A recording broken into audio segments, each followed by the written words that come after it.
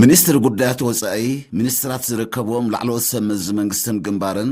ኣብ ኤርትራ ዝመደበሮም ኣምባሳደራትን ዲፕሎማሰኛታትን ከምኡውን ካልኦት ዕዱማት ኣብ ዝተረኽብሉ ጽንዓትና ወሓስና ብዝብል ቴማ ትማሊ 20 ጉንበት ኣብ ኣስመራ ጽምብል ኣካይዱ ሚኒስትር ዑስማን ሳልሕ ኣብ ዘስምዖ መደረ ህዝቢ ኤርትራ ቅድሚ ናጽነትን ኣብ ዝሓለፈ 35 ዓመታት ልምዓትን ምኸተን በቲ ንህላወ ሃገረ ኤርትራ ዝጻረር ፖሊሲ ዝኽተሉ ግዳማውያን ሓይልታትን ኣገልገልቲ ስርዓታትን ከቢድ ብድሆታት እኳ እንተጋጠሞ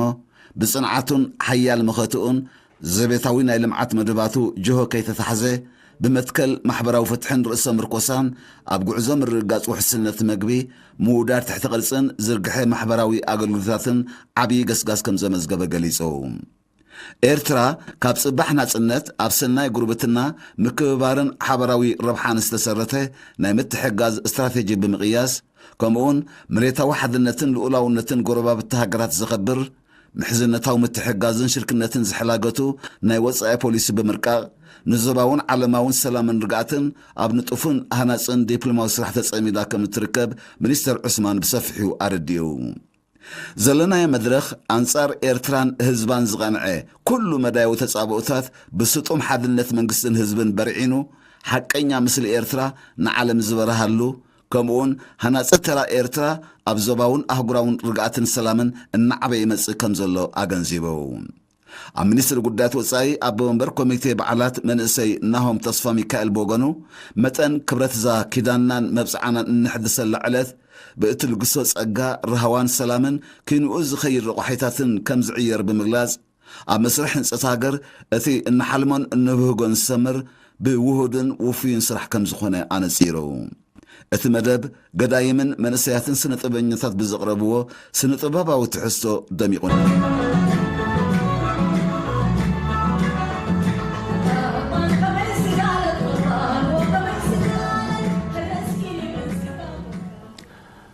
ኣብ ዞባ ደቡባዊ ቀይሕ ባሕሪ ጽምብልና ብዝተፈላለየ መደባት ይቕጽል ኣሎ ዛጊት ንዝተኻየደን ኣብ ዝቕጽል መዓልትታት ንዝካየድን ብዝምልከት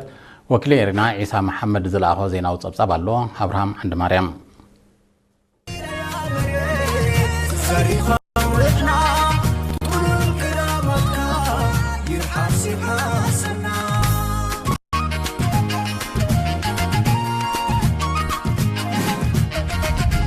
ኣብ ዞባ ደቡባዊ ቀይሕ ባሕሪ ጽምብል ናጽነት ብዝተፈላለየ መደባት ኣብ ዝቕጽለሉ ዘሎ ብደረጃ ንኡ ዞባ ማእከል ደንካልያ ብ15 ጉንቦት ኣብ ዕዲ ብደረጃ ንኡ ዞባ ራዕታ ብ16 ጉንቦት ኣብ ጢዖ ብደረጃ ንኡ ዞባ ደቡብ ደንካልያ ድማ ብ20 ጉንቦት ኣብ ሓርሲሌ ተጸምቢሉ ዓደ መንበራዊ ዋሃዲ ሽማግለ በዓላት ወይዘሮ ሃዋ መሐመድ ንኤሪና ኣብ ዝሃበቶ ሓበሬታ መበል 35 ዓመት ናጽነት ኤርትራ ብድምቀት ንምጽምባል ካብ መወዳእታ ወርሒ ጥሪ ኮሚቴታት ብምቋም ምድላዋት ክካየድ ምጽንሑ ብምግላጽ ናጽነት ንምምጻእን ንምዕቃብን ንዝተሓልፈ ጉዕዞን ዘሰኩሞ ሓላፍነትን ብዘዘኻኽር ኣገባብ ይበዓል ከም ዘሎ ገሊጻ እቲ መደባት ሰሚናራት ንህዝብን ተማሃሮን ኣብ ወፍሪ ደንካልያ ዘተኮረ መደብ ዋርሳ ንስራሕተኛታት ትካላት መንግስቲ ስፖርታዊ ውድድራትን ኮማውዳሳትን ከም ዘጠቓልል ብምሕባር ብደረጃ ዞባ ዝተወደበ ወግዓዊ ጽምብል ብ23 ጉንቦት ኣብ ከተማ ዓሰብ ከም ዝካየድ ሓቢራ ኣብቲ ዕለት ንትርጉምን ርዝነትን ናጽነት ዝገልጽ ስነ-ጥበባዊ መሰናድኦታት ከምኡውን ምርኢት ወተሃደራዊ ሰልፊ ከም ዝህልውን ኣረጋጊጻ መደባት በዓል ናጽነት ኣብ ከተማ ዓሰብ ካብ 23 ክሳብ 26 ጉንቦት ኣብ ቀጽሪ ራስ ጎምቦ ብዝካየድ ፌስቲቫል ደሚቑ ከም ዝቕንብ ብምሕባር ድማ እቲ መሰናድኦታት 10 ጉጅለታት ባህሊ ዝሳተፍኦ ባህላዊ ምርኢት ስእላዊ ምርኢት ከምኡውን ምርኢት ድኮና ኣባይትን ቁሸት መነባብሮን ከም ዘጠቓልል ኣፍሊጣ ወይዘሮ ሃዋ መወዳእታ መደባት በዓል ናጽነት ዝያዳ ሓላፍነት ብዘሰክምን ብዘስተምህርን መሰናድኦታት ተሰንዩ ክካየድ በተሓደ ኣብ መንእሰያ ጽልዋ ዝሕድርን ምስ ሕሉፍ ታሪኽ ዘላልን ክኸውን ድማ በቲ ካልእ ተቓኒዩ ዘሎ ኣብሪሃም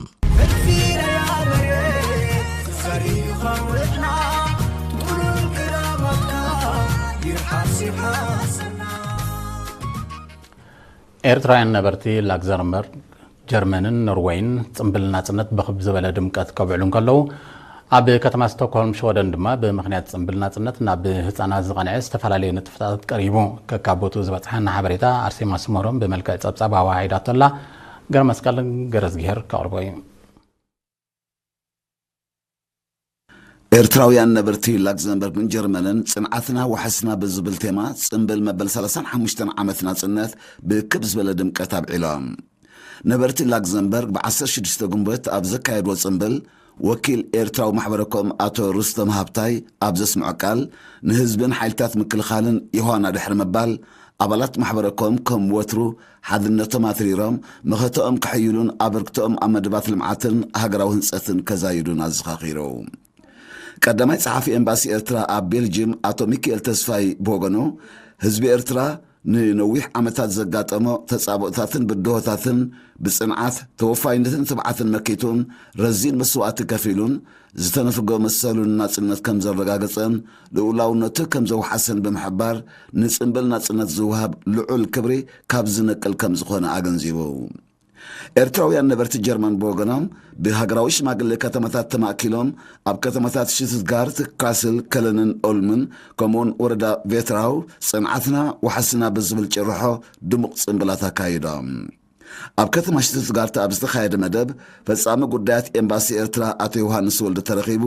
ናይ ዮሃና መልእኽቲ ድሕሪ ምቕራብ መዓልቲ ናጽነት መዓልቲ ብስራትን መብፅዓን ከም ዝኾነት ብምግላጽ ኣብ ጀርመን ዝርከቡ ዜጋታት ኣብ ሃገራዊ መደባት ዝገብርዎ ዘለዉ ኣበርክቶ መርኣያ ጽኑዕ መብፅዖም ከም ዝኾነ ገሊጹ ኣብ ከተማ ካስል ኣብ ዝተኻየደ ጽምብል ድማ ጠቕላሊ ቆንስል ኣብ ፍራንክፈርት ኣቶ ክብሪ ኣብ ተኸስተ ተመሳሳሊ መልእኽቲ ኣቕሪቡ ብዘይካዚ ኣብ ከተማታት ኡሉም ከለንን ወረዳ ቬትራውን ብተሳትፎ ስነ-ጥበባውያን መንእሰያት ተምሃሮ ቋንቋደን ኣዴታትን ዝማዕረገ ድሙቕ ጽምብላት ከም ዝተኻየደ እቲ ዝበፅሓና ሓበሬታ ኣፍሊጡ ጽምብል ናጽነት ኤርትራ ኣብ ጀርመን ዝመጽእ ቀዳመ ሰንበት ኣብ ልዕሊ 30 ከተማታት ጀርመን ክጽምበል መደብ ተታሒዙ ኣሎ እዚ ከምዚ ኢሉ እንከሎ ኣብ ከተማ ስቶክሆልም ሽወደን ብምኽንያት ጽምብል ናጽነት ናብ ህፃናት ዝቐንዐ ንጥፈታት ስፖርት ሓፈሻዊ ፍልጠትን ባህላዊ ምርኢትን ብ14-16 ጉንበት ተኻይዱ ኣብ ኣዋሃዲት ሽማግለ ሃገራዊ በዓላት ኣዋሃዲት ሓይሊ ዕማም ምክትታል ህፃናት ኢለን ተድላ ኣብ ዘስምዖ ቃል እቲ መደብ